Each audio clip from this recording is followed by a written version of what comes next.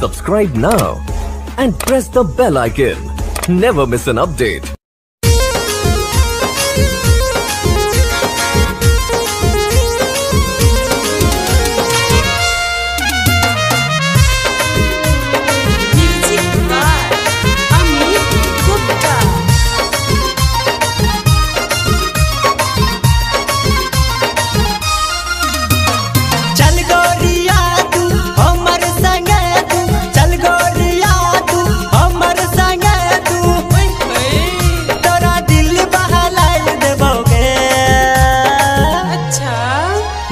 वादा घुमाई देबोगे कार दौलत दिखाए देबोगे ना